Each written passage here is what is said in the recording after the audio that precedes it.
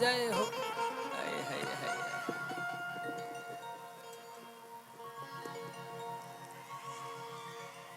असली औकात ही है। हाँ और तो इंसान खाली पहने लगे लोग के तनी नीमन लगे, लेकिन प्यार करने वालों के लिए कपड़े की जरूरत नहीं होती है। मुझे लगता है कि खेसारी को आप लोग अपने मनोरंजन से जानते हैं कि पन्नवा से पातरी फूलवा से नाजो, अरे हई मोर माई महारानिया रे।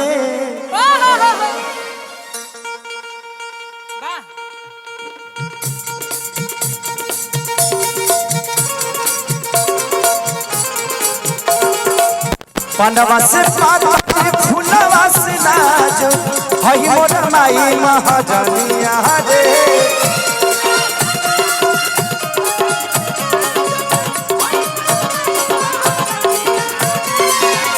पन्नवा से पातरी फूलवा से नाजो, हई मोर माई महारानिया रे। अब तारी घरे मोर ससुरे बहिनिया, नजरी न लई है दैनिया रे। अब तारी घरे मोर ससुरे बहिनिया, अब तारी घरे मोर ससुरे बहिनिया, नजरी न लई है दैनिया रे।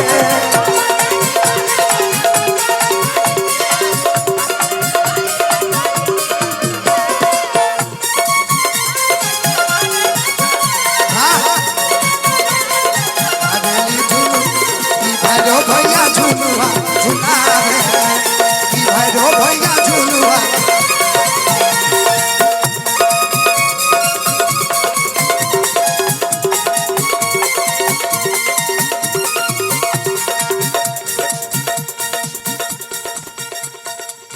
कोहरू के घरवा से कलशा मंगाई, ओही रे कलशवा पचई रो बाबाई।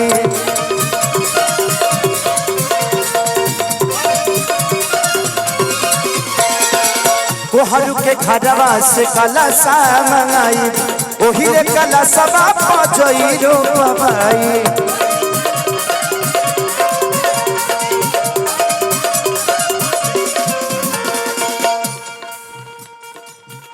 कि जाई गंगा घाट से ले आयब गंगा जलवा,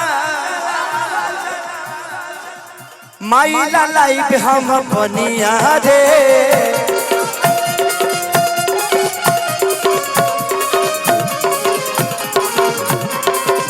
ओही रे घाटवा से लाइब गंगा जलवा, माई लाई हम बनिया रे। अब तारी घरे मोरा ससुरे बहिनिया, नजरी न लई है दैनिया रे।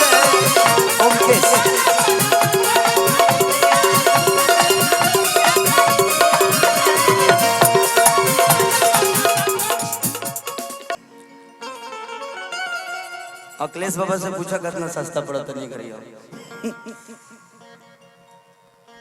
कि जाई गंगा घाटवा से लाइब निर्मल पनिया,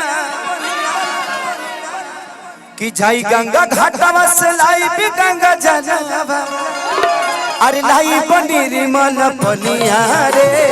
अब तारी घरे मोरा ससुरे बहिनिया, नजरी न लई है दैनिया रे।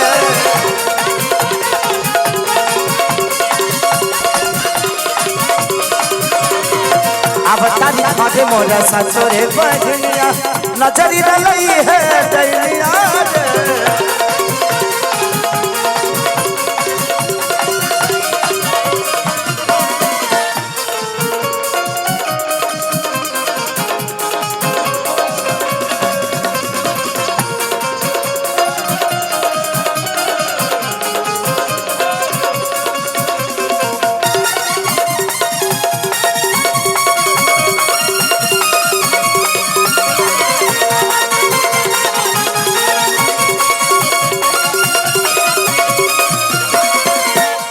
लास्ट में भक्त कहता, पवन पुजारी ला पूजा के बोलाए, लाइक शरीरा से पचा गवाए।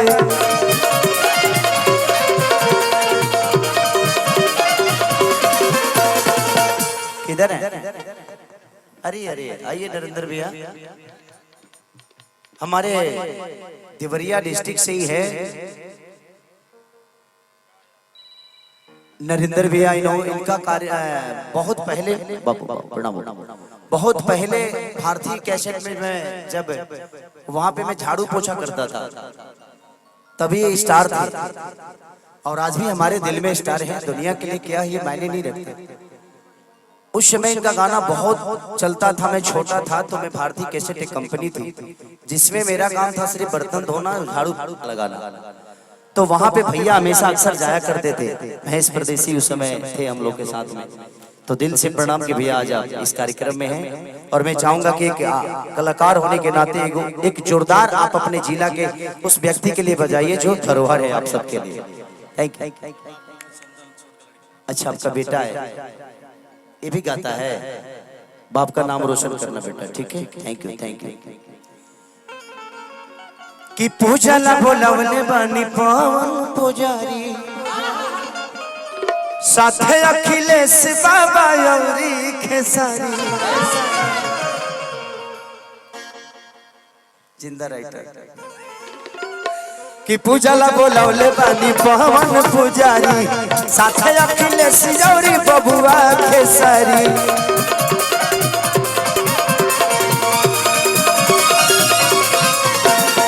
साथे अखिलेश बाबा यौरी खेसारी।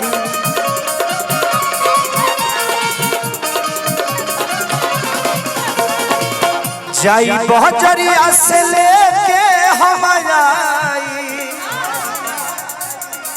जाई बहजरिया से लेके हम आई। माई न ओढ़ेला चननिया रे,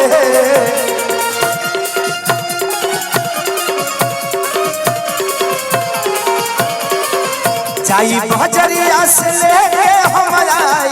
माई न ओढ़ेला चननिया रे, अब तारी घरे मोर सासुरे बहिनिया नजरी ललई है।